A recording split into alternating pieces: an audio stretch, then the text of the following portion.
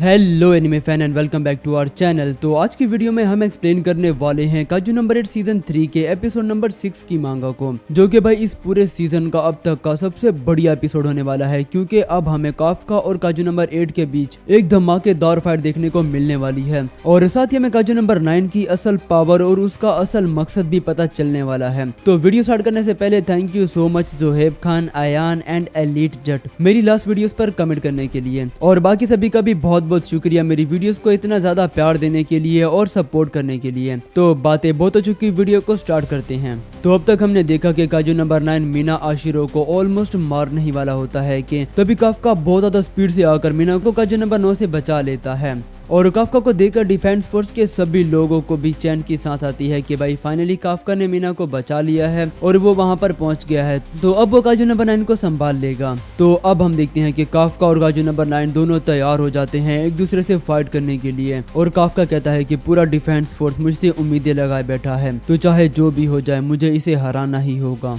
और फिर ये दोनों ही एक दूसरे पर जबरदस्त अटैक कर देते हैं। और हम देखते हैं कि सिर्फ डिफेंस फोर्स ही नहीं बल्कि पूरी जापान की नजरें इस फाइट पर होती हैं और सब लोग इस फाइट को अपने टीवी वगैरह में देख रहे होते हैं। काजू नंबर 9 कहता है कि तुम यहाँ तक तो आने में कामयाब हो गए हो नंबर 8, लेकिन तुम मुझे कभी भी हरा नहीं पाओगे। तभी काफका अपनी फुल पावर रिलीज करता है और नंबर 9 को एक बेहद ही पावरफुल पंच दे मारता है, जिसे नंबर 9 अपने हाथ से ब्लॉक करने की कोशिश करता है, लेकिन इस वजह से उसका हाथ ही टूट जाता है और काजू नंबर 9 काफी दूर जाकर गिरता है। काफका एक के बाद एक बहुत सारे खतरनाक पंचेस मारता जाता है और इसकी पावर को देखकर भाई डायरेक्टर इटामी और बाकी सभी डिफेंस फोर्स मेंबर भी काफी ज्यादा शॉक्ड होते हैं और कह रहे होते हैं कि अगर ये दोनों इसी तरह से फाइट करते रहे तो कुछ ही देर में ये पूरे शहर को ही तबाह कर सकते हैं। काफका और नंबर 9 दोनों ही एक दूसरे पर काफी ज्यादा खतरनाक अटैक्स किए जा रहे होते हैं और अपने आसपास की सभी बिल्डिंग्स को पलक झपकते ही तबाह कर रहे होते हैं। जिसके बाद अब हम देखते हैं कि काफका जो होता है ना, वो नंबर 9 को डोमिनेट करने लगता है और उसके अटैक थोड़े ज्यादा पावरफुल लग रहे होते हैं नंबर 9 के मुकाबले में। और नंबर 9 यहाँ पर बैकफुट पे होता है और वो बस अपने आप को काफका के अटैक से बचा रहा होता है,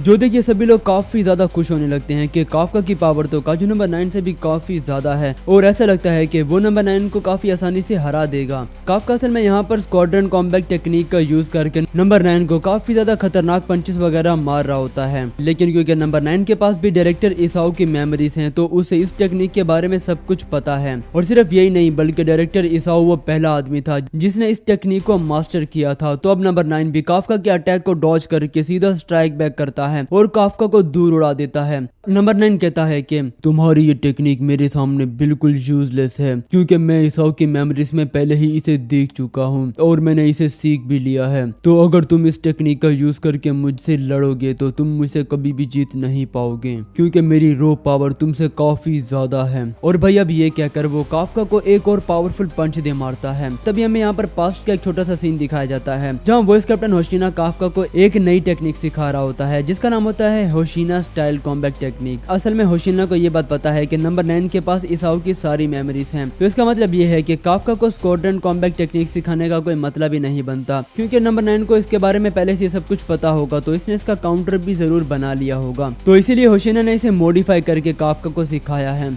और उसने इस टेक्निक के बारे में किसी को भी बताने से मना किया है, क्योंकि भाई हो सकता है कि नंबर 9 किसी और डिफेंस फोर्स मेंबर को भी पकड़कर उसे अपने साथ फ्यूज कर ले, तो इस तरह से उसे इस टेक्निक का पता भी चल सकता है। तो खैर स्टोरी अब वापस से प्रेजेंट में आती है, जहाँ पर काफका इसाओ की कॉम्बैट टेक्निक नंबर 4 से नंबर 9 पर अटैक करने लगता है और नंबर 9 कहता है कि ये तो बिल्कुल इसाओ की टेक्निक है, इसे तो मैं बड़ी आसानी से काउंटर कर सकता हूँ। लेकिन तभी काफका इस मूव को चेंज करके इस पर एक पावरफुल पंच लैंड कर देता है, जिसे नंबर 9 डॉज नहीं कर पाता और की हालत काफी ज्यादा खराब हो जाती है। यहाँ तक कि भाई हम देखते हैं कि उसकी कोर भी बाहर आ चुकी होती है, जो देखिए सभी लोग काफी ज्यादा चौंक जाते हैं और उन्हें लगता है कि शायद अब काफका इसे आसानी से हरा सकता है, क्योंकि भाई अब उसे बस एक ही अटैक करना होगा इसकी कोर को डिस्ट्रॉय करने के लिए। काफका भी इस पर अटैक करने की कोशिश करने लगता है, लेकिन तभी नंबर 9 अचानक से उठकर सीधा काफका पर अपने मुंह से एक पावरफुल एनर्जी ब्लास्ट कर देता है। हम देखते हैं कि अब काजू नंबर 9 अपनी पूरी बॉडी को ही एक तरह से रीजनरेट करके काफका को एक खतरनाक पंच मार देता है और उसे सीधा जमीन में ही धसा देता है और कहता है कि तुम मेरे सामने बस एक आम इंसान हो नंबर 8। मेरे सभी मास्टरपीसेस को हराने के बाद तुम्हें क्या लगा कि तुम मुझे भी बड़ी आसानी से हरा हरा सकते हो, लेकिन आखिर में तुम हो तो एक इंसान ही ना, और तुम कभी भी मेरी बराबरी नहीं कर सकते, क्योंकि मैंने इंसानों पर बहुत ज़्यादा रिसर्च की है और उनके बारे में बहुत कुछ सीखा है और मुझे इस सब में बहुत ज़्यादा मज़ा आता है।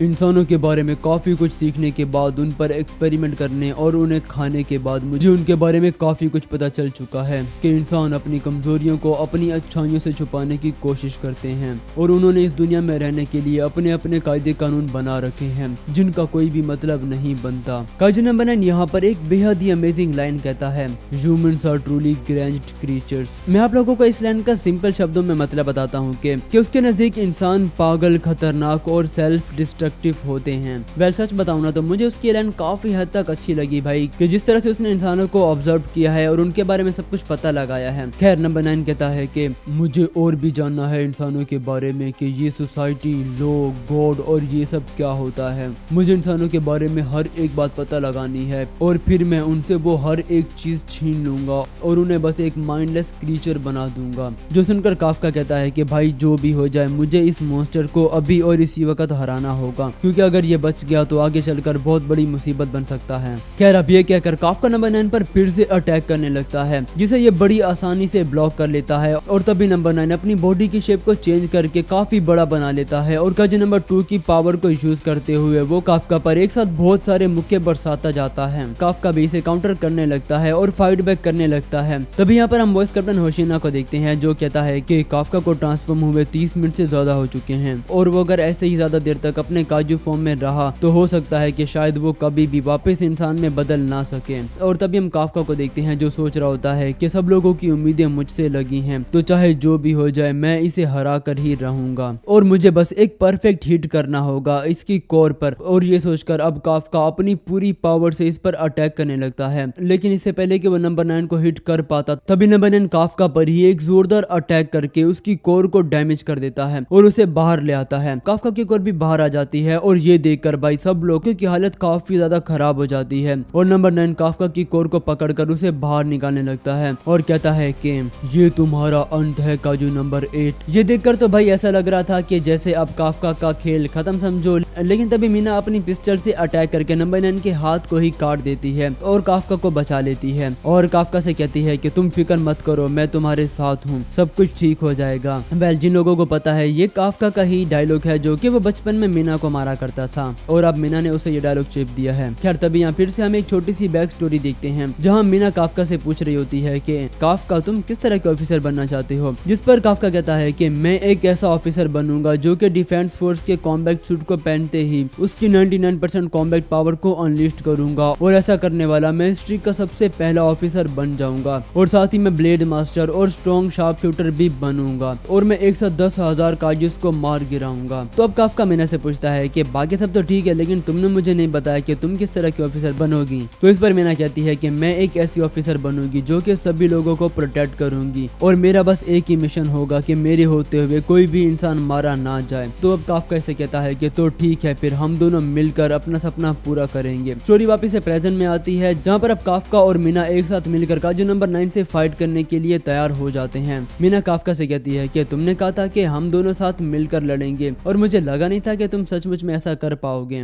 मतलब कि भाई वो काफका का मजाक बना रही होती है। खैर ये दोनों अपनी अपनी कमियों के बारे में एक दूसरे को बता रहे होते हैं कि जैसा इन्होंने सोचा था ये दोनों वैसे इंसान बिल्कुल भी नहीं बन पाए, लेकिन चाहे जो भी हो उन्हें अपने आप को बेहतर बनाना होगा और आगे बढ़ना होगा। हम देखते हैं कि नंबर 9 भी दीवारों को तोड़ता हुआ बाहर आता है और इन दोनों के सामने आकर खड़ा हो जाता है और साथ ही हम देखते हैं कि उसके दो सर होते हैं, एक तो उसका अपना सर और दूसरा काजू नंबर 2 का। तो अब ये दोनों काजू नंबर 9 के आमने सामने होते हैं और इनकी फाइट स्टार्ट होने लगती है और तभी यहाँ पर एपिसोड भी खत्म हो जाता है। तो आप लोगों को क्या लगता है कि क्या काफका और मीना मिलकर काजू नंबर 9 को हरा पाएंगे या नहीं, या फिर उन्हें बाकी डिफेंस फोर्स मेंबर की भी हेल्प लेनी पड़ेगी, और क्या काफका अब वापिस से अपने ह्यूमन फॉर्म में ट्रांसफॉर्म हो पाएगा या नहीं। तो ये सब हमें अगले एपिसोड में पता चलने वाला है। तो इसलिए चैनल को सब्सक्राइब जरूर करना और बेल आइकन भी जरूर दबा देना ताकि आपको मेरे अगले आने वाले सभी एपिसोड्स के बारे में अपडेट मिल सके। और हाँ, साथ ही एक छोटी सी अनाउंसमेंट भी करनी थी कि अगर मेरी इस वीडियो पर सिर्फ 2 दिन के अंदर 200 से ज्यादा लाइक हो जाते हैं, जो कि मुझे पूरा भरोसा है कि हो जाएंगे, और अगर ऐसा होता है तो 2 दिन बाद ही मैं इसके अगले एपिसोड को भी एक्सप्लेन करके उसे अपलोड कर दूंगा। तो प्लीज जितना हो सके मेरी वीडियो को सपोर्ट करें और इसे अपने दोस्तों के साथ भी जरूर शेयर करें। तो थैंक यू सो मच मेरी वीडियो को एंड तक देखने के लिए और मिलते हैं नेक्स्ट वीडियो में।